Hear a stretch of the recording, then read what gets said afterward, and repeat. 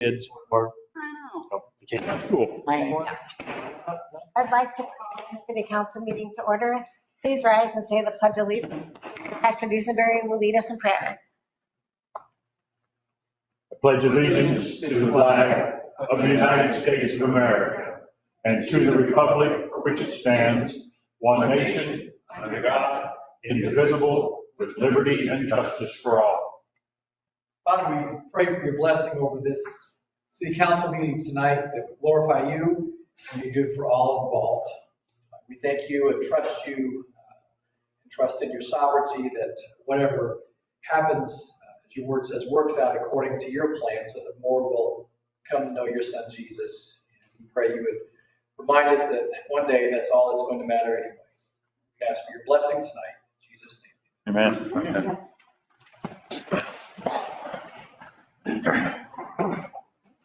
Mayor Stoner is absent again tonight. May I have a nomination for the mayor pro tem?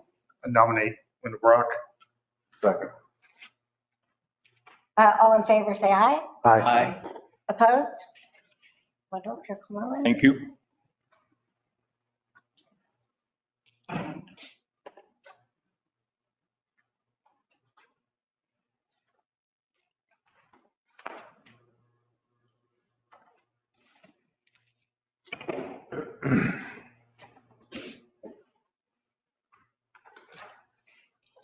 Good evening, all. We certainly hope Mayor Stoner is enjoying his time in Florida as we are enjoying ours here. We'll start out this evening in-person participation. This is the opportunity for the public to provide public comment to the presiding officer. Those wishing to speak are required to sign in prior to commencement of the meeting. You must address the council from the seat and table provided. Public comments must comply with Ordinance 2014-02. Be limited to 5 minutes or less. Is there anyone in the audience wishing to speak?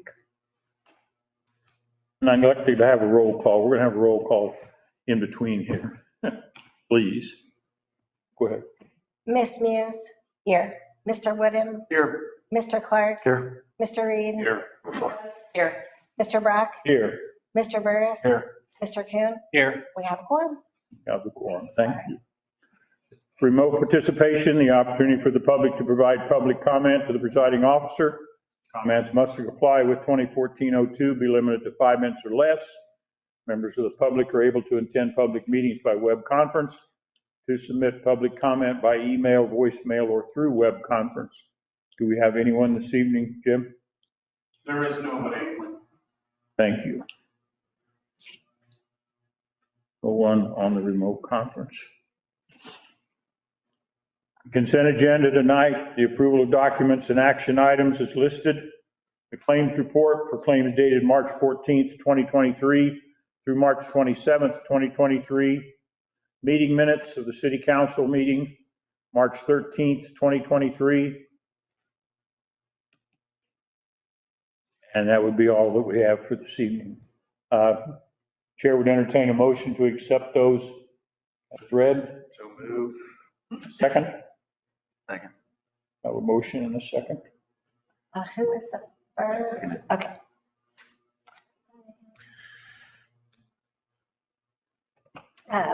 Miss Muse? Yes. Mr. Woodham? Yes. Mr. Clark? Yes. Mr. Reed? Yes. Ms. Boat? Yes. Mr. Brock? Yes. Mr. Burris? Yes. Mr. Kuhn? Yes. Pass. We do actually have one thing on the mayor's report this evening for an upcoming event. Kirby Medical Center is having their community open house of the Wellness Center, the new Wellness Center, on Saturday, April 1st from 10:30 a.m. to noon. Council and public are invited to see the new facility. I have heard amazing things about it. So if you get the chance to go, I think it's a wower. So good setup. That's all I have. There is no old business, new business this evening. Ordinance 2023-17 is an ordinance amending ordinance number 2019-40 and establishes the Monticello Business District, approving a business district plan, authorizing the imposition of the collection of sales tax within the business district, and approving certain actions in connection with the establishment of the business district. Terry, you want to speak to this? Yes, thank you, Mr. Brown. So this ordinance simply amends the boundary, if you will, of the original business district that was created by that ordinance number 2019-40, went into effect January of 2020.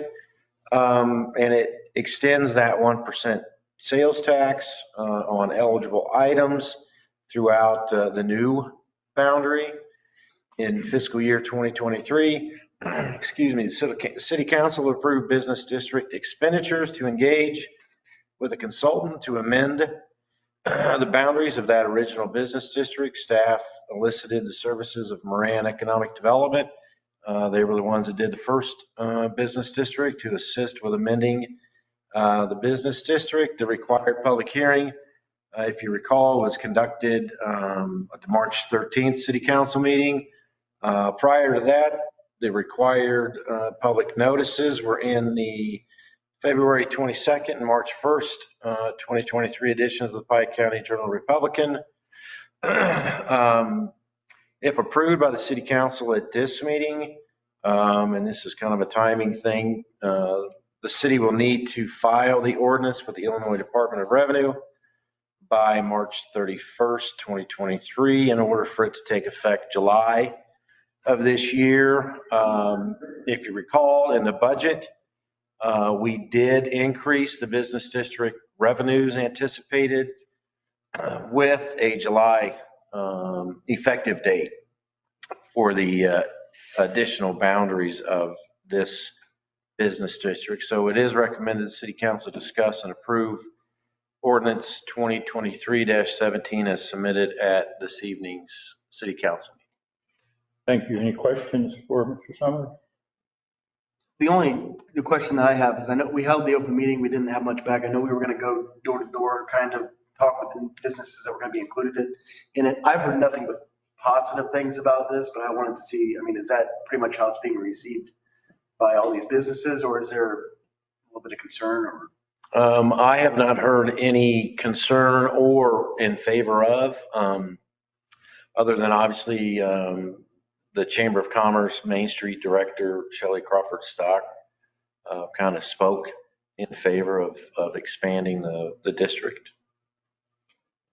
I have not heard Cali mention anything either. Like I said, the only thing that I've heard, most people understand the reason for it. And Well, and it does open them up to be able to apply for the grants and all of the additional benefits of being a part of that, so.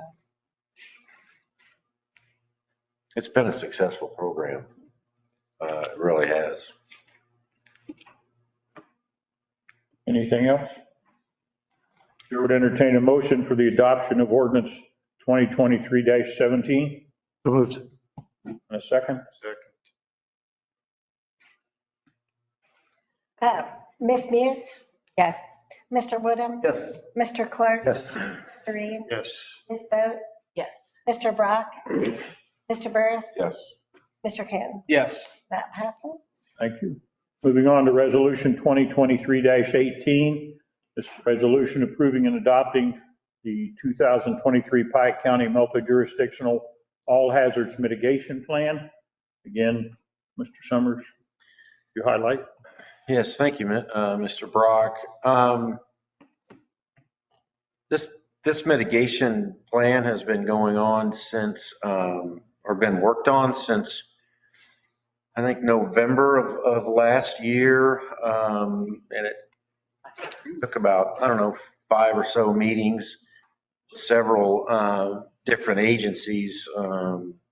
So under the Disaster Mitigation Act of 2000, the United States Federal Emergency Management Agency, or FEMA, requires that local jurisdiction have in place a FEMA-approved hazard mitigation plan as a condition of receipt of certain future federal mitigation funding after November 1st of 2004.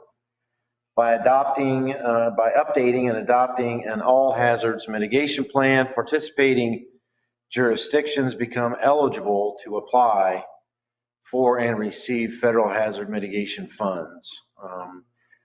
Professional guidance and assistance were provided by American Environmental Corporation. And a big thank you to Chief Rob Bross, acting as the Pike County EMA Director at the time. Really held everybody's hand and provided a lot of direction with the assistance of that consultant. So thank you, Chief Bross. The planning process included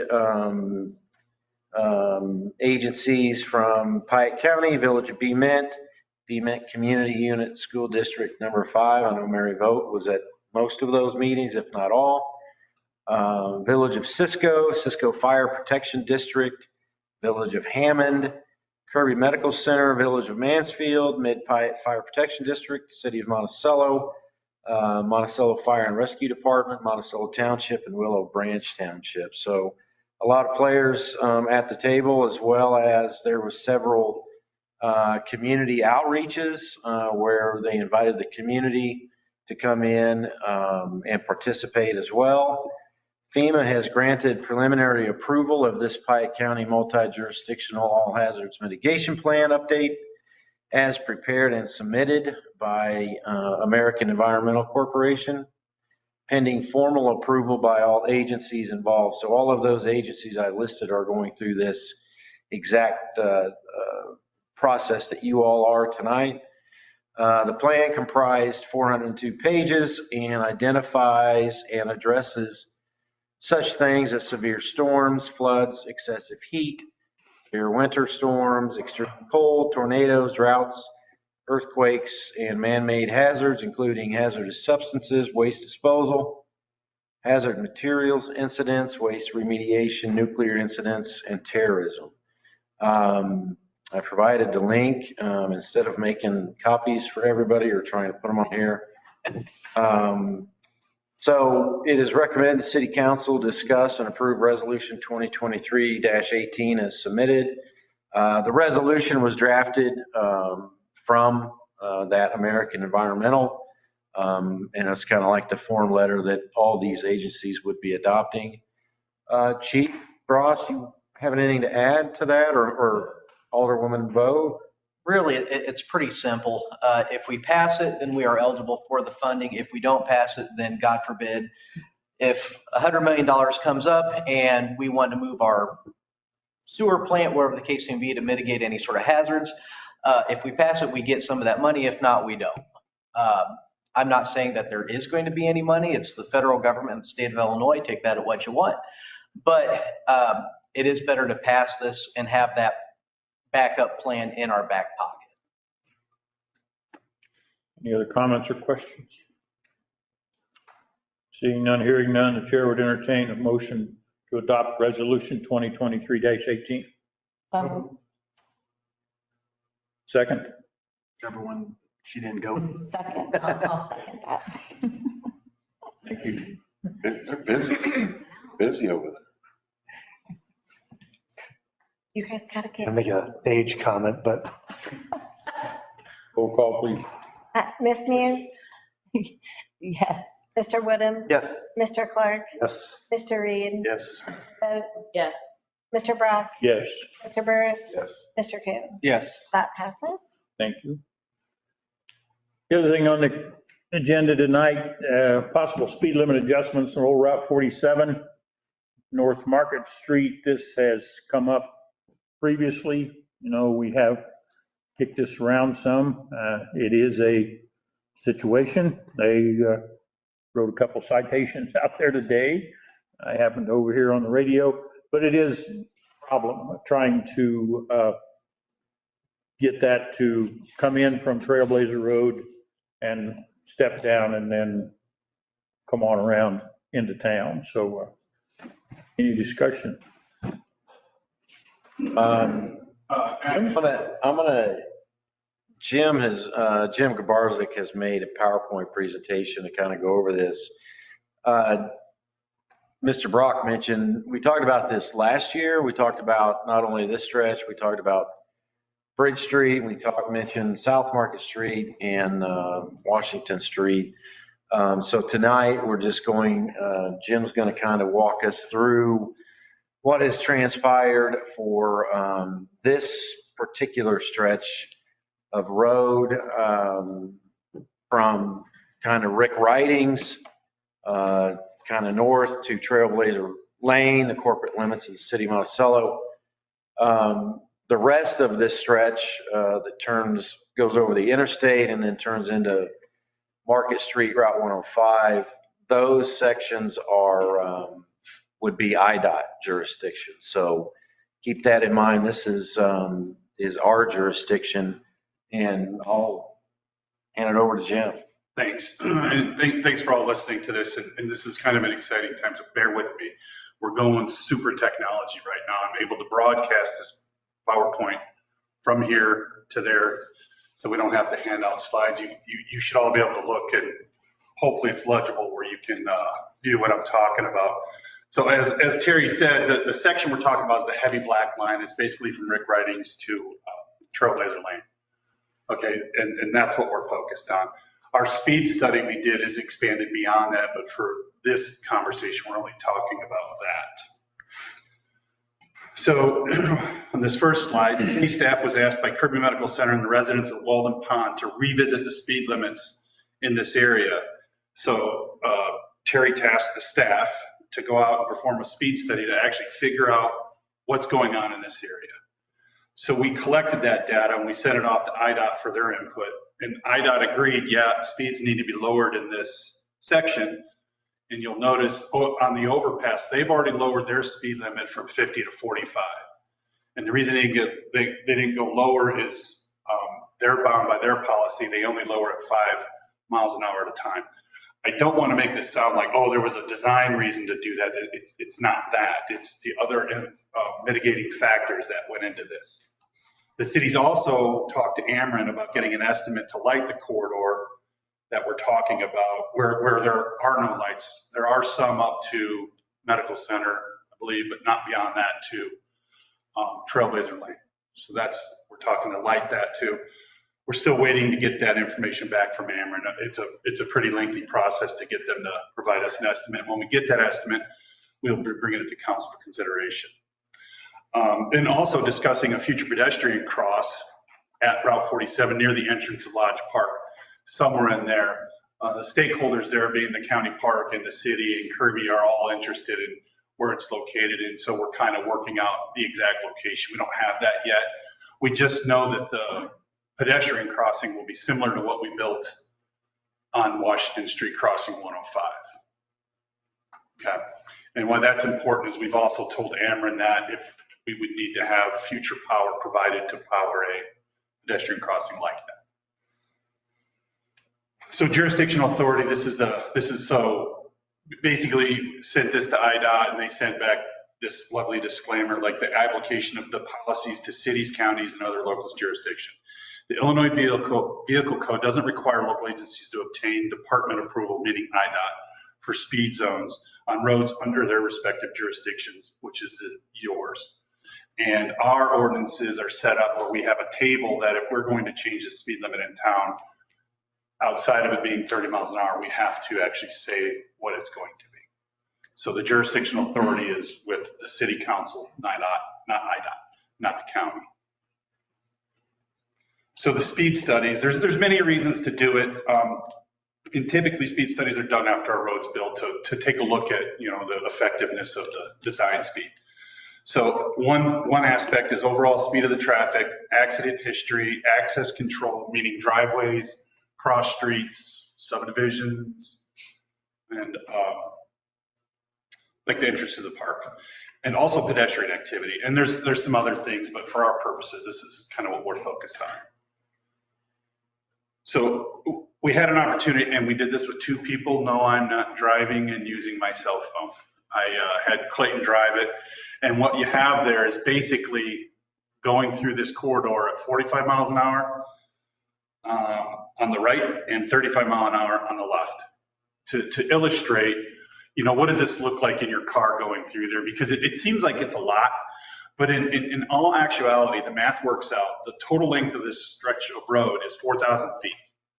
The travel time is 1.3 minutes at 35 miles an hour and 1.01 minutes at 45 mile an hour, which only equates to 17.4 seconds additional time to go through this corridor.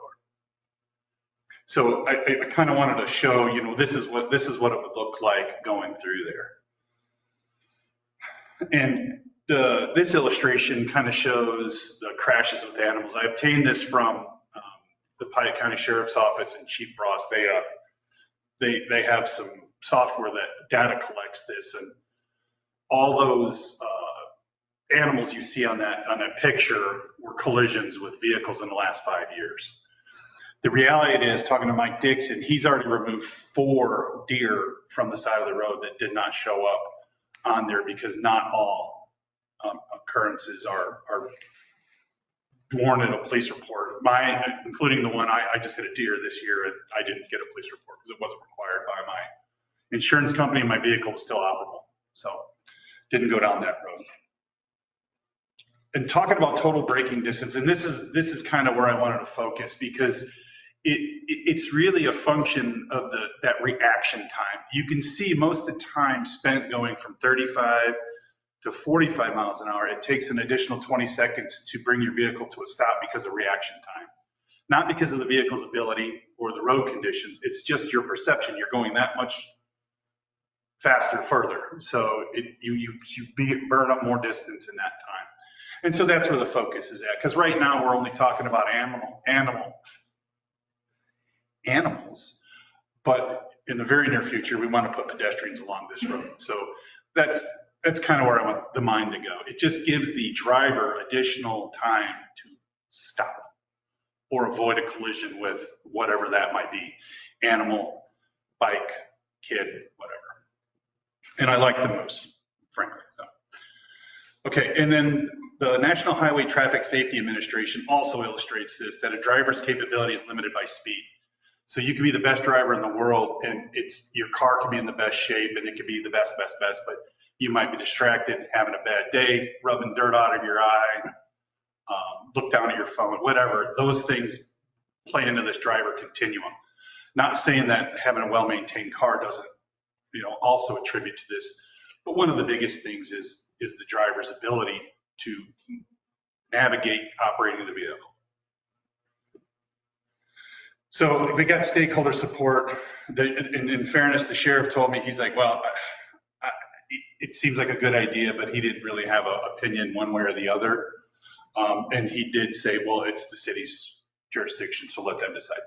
I said, well, I appreciate that. But all the other stakeholders, Kirby Medical Center, Monticello Community School District, the Walden Pond Homeowners Association, Piatt County Forest Preserve, Monticello Police Department, and the sheriff is he supports it in neutral behavior, because he feels like we're going to get some pushback on what might be lowering the speed anyway. And his comment was, you can't please everybody, and I understand that. So not to belabor the point, but the city staff is requesting the council discuss this speed limit and lowering it. If desired, go ahead and direct the city staff to prepare an ordinance to change the speed limit from 45 to 35. That's located in Chapter 76, Schedule 4, where it's speed limits other than 30 in the city municipal code.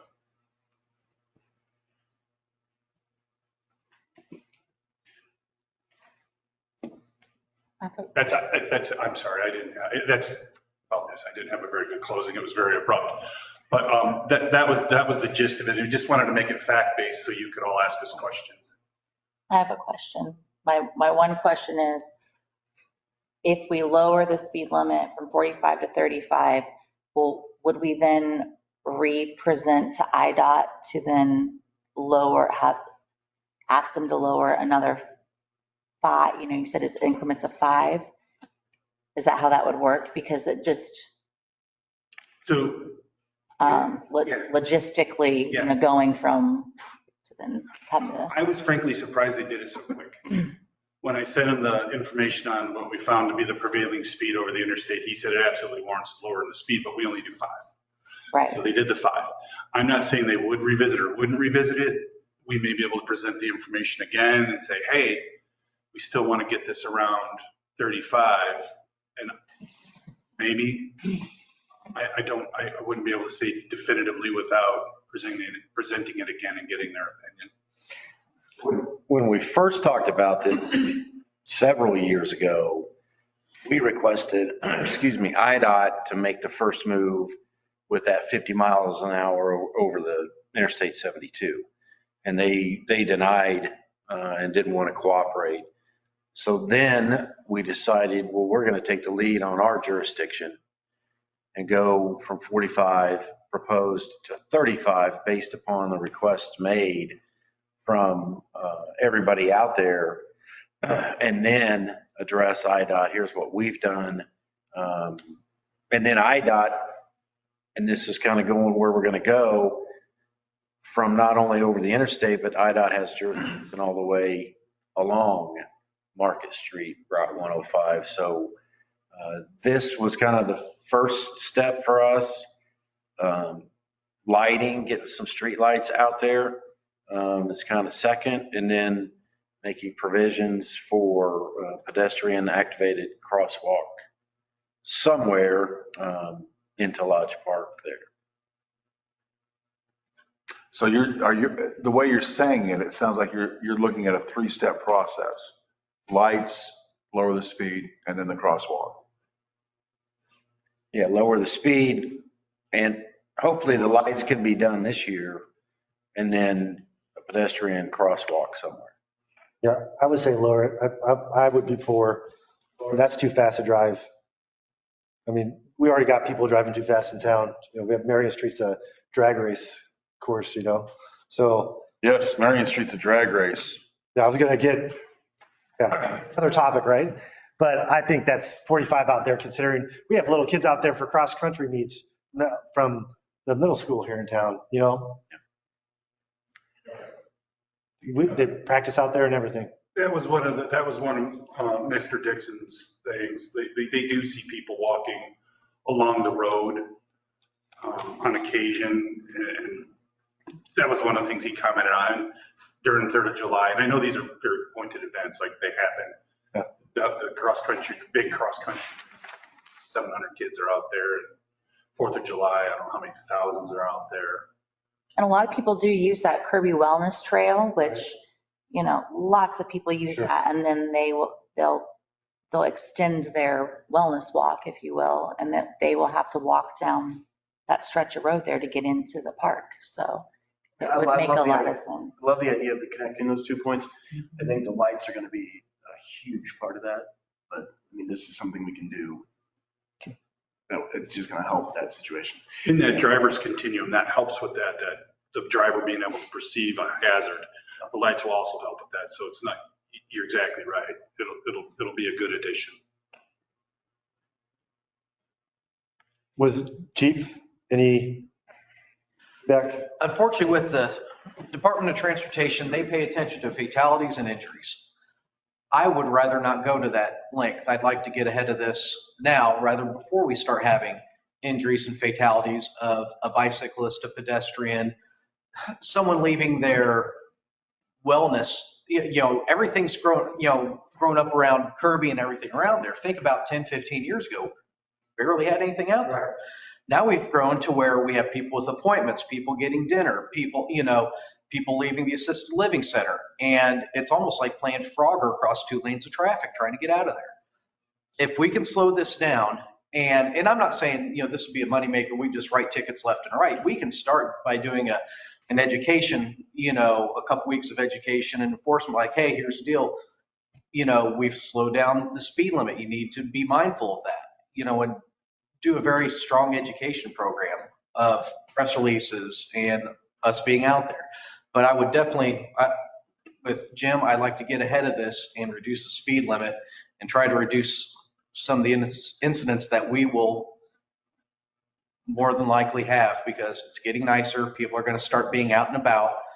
And I'd rather, again, get ahead of this now rather than come back in 3 months, say, man, I sure wish we would have reduced that, because now we have 3 accidents out there. How far does a 45 mile an hour come, starts at Ridings Drive, goes over the bridge, and how far into town? Past the water tower?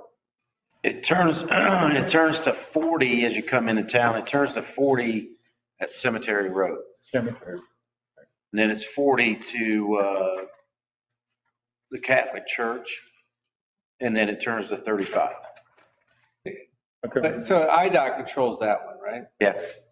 So I would not be in favor of adjusting that in that stretch. I think it makes perfect sense there. I would not be in favor of That's adjusting. fair, Mike. I think You don't think that dropping it to like 40 during that, as someone who used to drop children off to Ducky Daycare on a daily basis, 45 is fast going through there, trying to turn in and out. I'm just saying.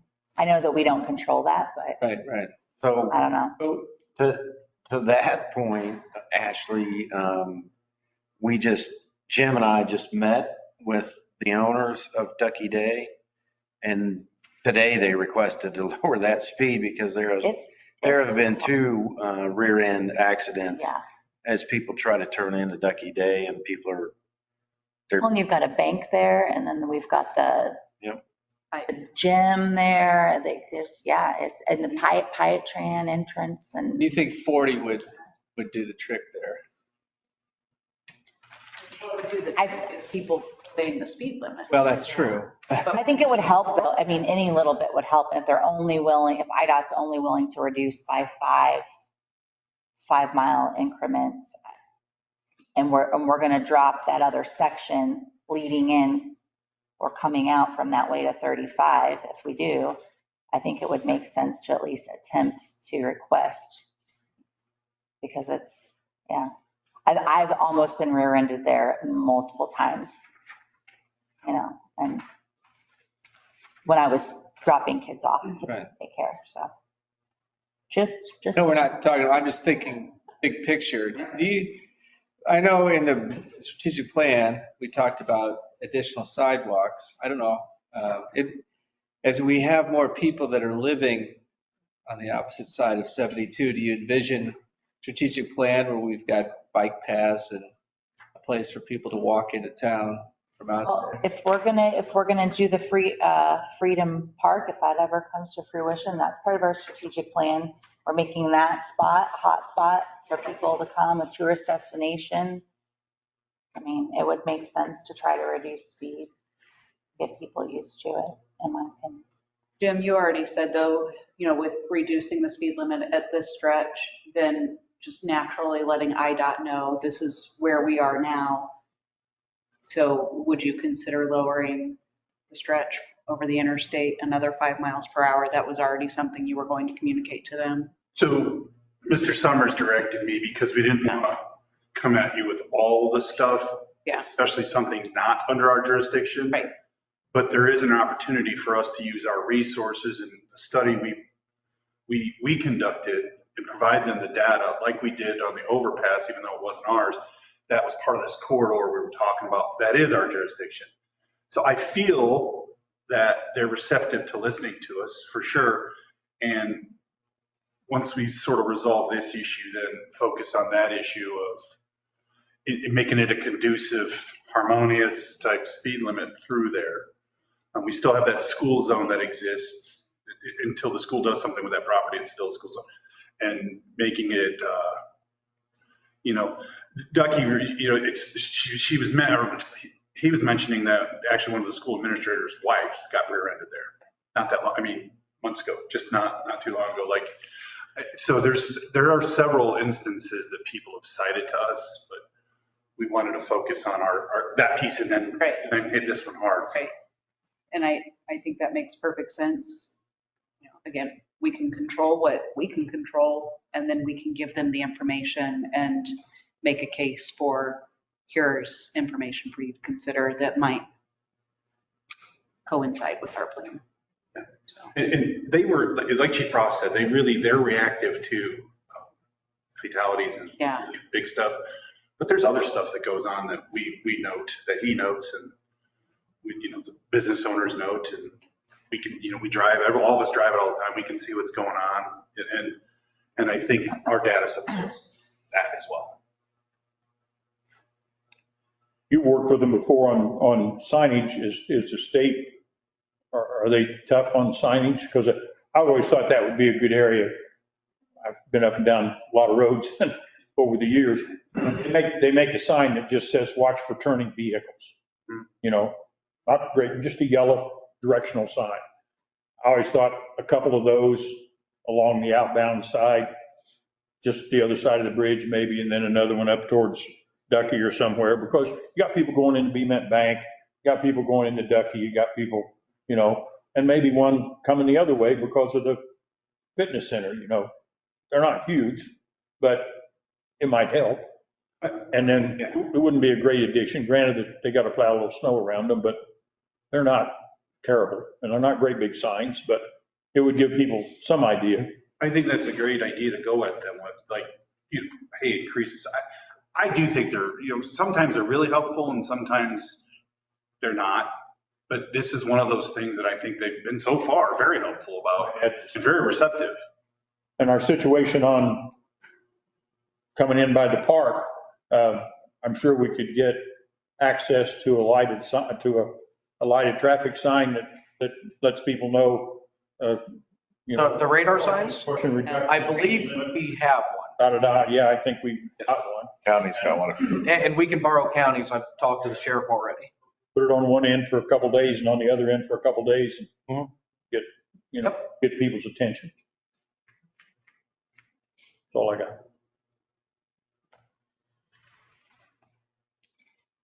So what's the timeline?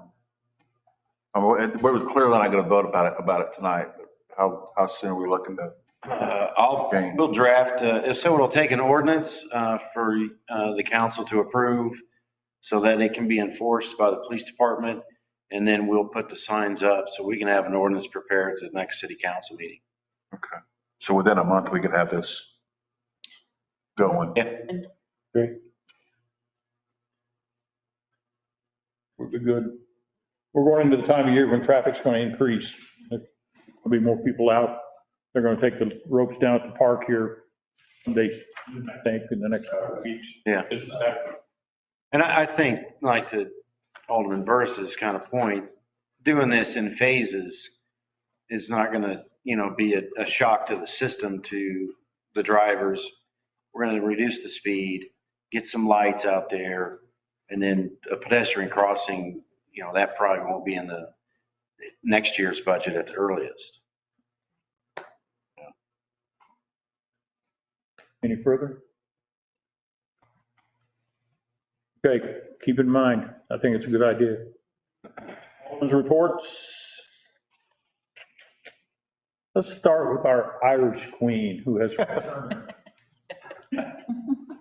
Yes, I apologize. I wasn't at the meeting a couple of weeks ago. I was in Ireland supporting the Purdue marching band. And I tell you what, seeing my daughter marching down the streets of Dublin is a feeling of pride like I've never felt. So again, I apologize for my absence. I do not have any report for the council tonight. It's good to have you back. I'm glad you enjoyed it. Good to be back. Rod? Hey, how about follow up on the water situation and the traffic ticket or the parking ticket situation? The water situation, I will say that we are looking at the area across the river. We met with the engineer again shortly after Mr. Lacrone spoke. We didn't come out of that meeting with our water department and the engineer with a definitive answer to this. But we are going to isolate different valves for that water main that we did not do last year. So we're going to isolate some mains and try to narrow what might be causing it. So we started it last year and it's just eliminating this piece, eliminating another piece, and so on and so forth. Because you can't just try 13 things and you don't know which one worked, right? So I know Scott Bailey has reached out to the homeowner, to Mr. LaCrone. Mr. LaCrone commented that it appeared to be more discolored during rains. So Scott reached out to him early last week because it was going to rain every day for 4 or 5 days. I have not heard anything back from Mr. LaCrone. I don't know what, no news is good news. I don't know if that's the case. Mr. LaCrone did respond to the email that his water was clear. He gave it a 9 out of 10, I think. So we haven't pinpointed what the issue is, Alderman Burris. It is a work in progress, and it is not from a lack of effort Oh, in no. that water department. Just understand, I'm going to keep asking, but it's not because I don't think you're working hard. Yeah, But I'm like, that's rough. yeah. We had a lady call me, and I spoke to her on the phone, that she had an issue South Independence Street, I think. I offered, we'll come over and test the water, and Scott went over there a few days later and tested the water, and everything was absolutely spot on. So I have no idea if it's, some of these may be internal plumbing issues. I'm not saying that's what it is, but that is a possibility. But we are doing everything we can to track anything and everything in our water mains. Excellent. Thank you. Anything else? Mike? No, I mean, just on that subject, I mean, I think that as we talked about before, the issue is certainly greater north of the river on the other side. But I do think that there's some isolated issues. And I appreciate the staff taking every one of those seriously because, I think that there's some things beyond that, although it seems to be a lot worse at that end of town. So thank you. Okay. I'll jump in since I moved over. Same way, I just encourage any of you, if you overhear it in conversation somewhere, politely approach the person and ask them the who, what, when, and get all the information you can and pass it on. If you have people that are calling you, please let Terry know and pass it on. I'm sure they're trying all they can, and it's frustrating, but I assured him that night, and I still feel like we'll get it solved, that it's just going to be a while. It's got to be patient. So other than that, I don't have anything. Tom? No, nothing. Ian? Nothing tonight. All right. Just, Mr. Bruce, you had mentioned something about the traffic ticket. Were you talking about the gentleman that we saw? Yes. December. Parking situation. Parking ticket. Where are we at with that? Is there What was his name? Corey Conrad. With the parking ticket and the violation, the tag permit? And have we figured out where that issue came from or? I don't know where that stands with. For my time. Yeah, Chief Yes. Ross, I think, is unaware of about all of it. Are these a bright orange tickets? So I can maybe comment on a little if I can. The bright orange stickers are ones that have absolutely no tags on them whatsoever. So what we are finding more and more are people are just parking their vehicles without any plates or anything on the street and just leaving them. Yeah. So that's what the orange tags are. Got it. We also have, I think, was Mr. What's his last name? Conrad. I believe that was that expired registration? So that is in our village or our city ordinance. And I will say, I don't know much about that specific one, but I've had a real coming to Jesus meeting on some of these ordinance violations, and we go out of our way to get people to comply or at least speak with us for ordinance violations, and not just parking or expired tags, grass, trash. We try to work with people. My theory on ordinance violations is I would much rather gain voluntary compliance than actually try to force someone to do it. And I do know on a few of these, we actually go out of our way to not only try to prevent anything going to court, because honestly, if anything goes to court, we lose money off of it. We spend way more in attorney fees and court filing fees than we do off of any fine that we'd ever get. But obviously, there needs to be some bite, because if we give someone an ordinance violation and they just throw it into the wind, what's the point of having ordinances then? I think the issue with this one was he was unaware that he had been cited until he was asked to appear in court. And that's where the issue But was. wasn't it on Real horse property also? Or it was in a municipal lot? Yeah, he was in a municipal lot. Yeah. It was a daily driver car. Yeah. And they were like within a month of being expired. And there was, I don't remember if it was Mr. Brock, but somebody brought up that, having a parking ticket is different than getting a ticket written because you have an expired tag. Like the parking meter maid, is that really their job to be checking? I just remember that was brought up, It's in your ordinances. Okay. So I have no, dog in the fight. If you don't want us to enforce something, then that's fine. Then we need to take it out of the ordinance book then. But if it's in the ordinance book, it can be cited. So I think my big question in it is not the citing of the ordinance or the taking to court for not compliance. My worry, or what I want to see addressed, is how are we notifying if they had got to the point that they got to the point where they were being arrested for not reporting to court when they had no idea that they were ever even cited in the first place. So I think that was the big question of what he was wanting to address, is how are we getting to this point without me ever being contacted by anyone saying that I had been cited? I think there's more to the story than we were aware of that evening. Yes. Based on, I believe there's multiple opportunities for compliance, so from what I gather, like multiple notifications. Yeah. Maybe if you talk with Lieutenant Jones and then. I can get more details possibly on this. I think Alderwoman Vogt is absolutely correct. That It was a lot there. And he was upset, as we all would have been, that it turned into that kind of money. I think he would have, the compliance was not a problem.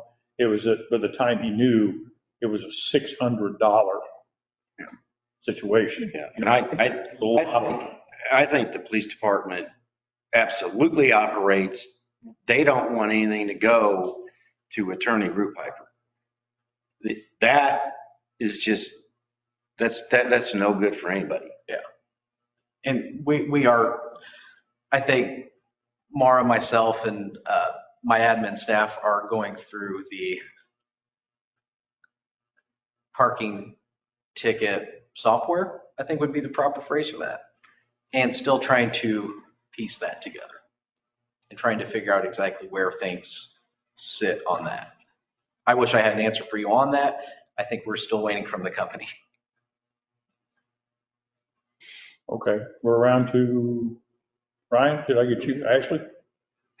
Nothing this evening. Already been there and done that, huh? Okay. Chief, it's back to you. I will say that we have one person that's hopefully going to pass their physical test as a new hire. That test is next week, so fingers crossed. We do have a merit board meeting. I'm sorry, we call it something. The Police and Fire Committee is meeting this Thursday, so we can hopefully start advertising for a new list, maybe get a few laterals, things like that. I had a good meeting with the Chamber of Commerce and the Monticello Main Street. I'm looking forward to working with them a lot closer than may have been done in the past, but I had a very good hour-long meeting with them about a week and a half ago, so I'm looking forward to a lot of things that are happening in town in the next, 3, 4, 5 months. So we do a drug turn-in. Last board meeting, I mentioned we have a free drop box to where we don't have to pay anything. We teamed up with a company that will pay for everything, shipping, disposal, the box. So we have that. But I did go through our vault and our evidence locker, and just in the last 6 months, in between the box, the people that turn in their drugs in the office and what's out at Kirby at our box out there, we have over 100 pounds of prescription medications that have been turned in. That's not included. We have until, I think we have another 4 or 5 weeks before we meet with the DEA to dispose of it. But that was mind-boggling to me that we have over 100 pounds just in roughly 5 months. And that's about normal for what we have turned in. And then on to the last thing I have, which is the flock system. This was approved by the board for fiscal year 2023. It's our automated license plate reader. We are setting those out South 105, Washington Street, and North Market Street. I will say that this is not some sort of monitoring program that we are just going to sit behind a computer and wait for somebody to do something silly. It doesn't take expired registration. It doesn't show us insurance violations.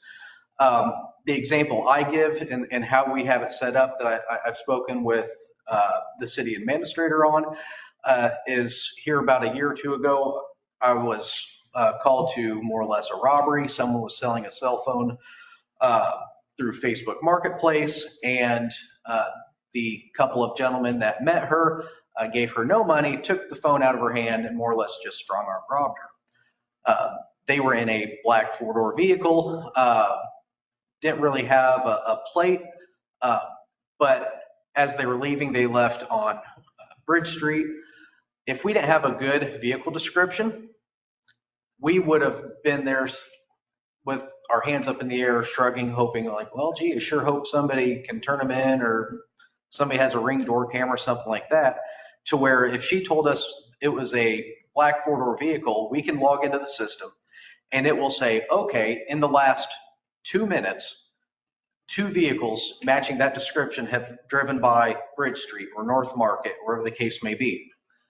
We can run those plates, and if one comes back to Chicago, the other to Decatur, hey, we have a good idea where we can start sending resources to maybe catch them on the way out. This is again, we aren't going to know. It doesn't take a speed limit. It's not an I got you thing. This is purely for investigative purposes. The only time we're going to log into it is if something happens, or obviously for training, something along those lines. Again, we aren't just going to sit there and watch people drive by saying, haha, we got you. This is purely, God forbid, something happened at the bank, somebody robs a gas station, wherever the case may be.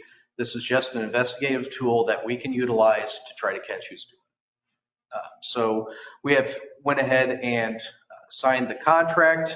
They're in the process of getting permits from the state and I think the county on one, or maybe both. And then they will start plugging those in over the next few months. I think it's important to note too, just because I know sometimes people can get really funny about that kind of stuff, that when there was discussion about it previously, there are a bunch of other towns, neighboring towns that already use it. So it's not like we're getting something special and unique that nobody else has. Like it's pretty much most places you drive, towns you enter have got a system such as that. And they're used for like Amber Alerts and all kinds of other things too. BMET is getting 4. So we will have 4. And obviously if the system works and we are satisfied with it, there is an opportunity to increase that to more cameras if we so see the need. Mostly I'm looking at maybe north of 72 in our newer subdivisions and development. Any other questions or comments for the chief? Thank you, chief. Thank you. Harry, to you? I have nothing this evening. Nothing tonight. That being said, the chair would entertain a motion to adjourn. So moved. Second? Second. All those in favor say aye. Aye. Aye. Opposed, same sign. We are adjourned.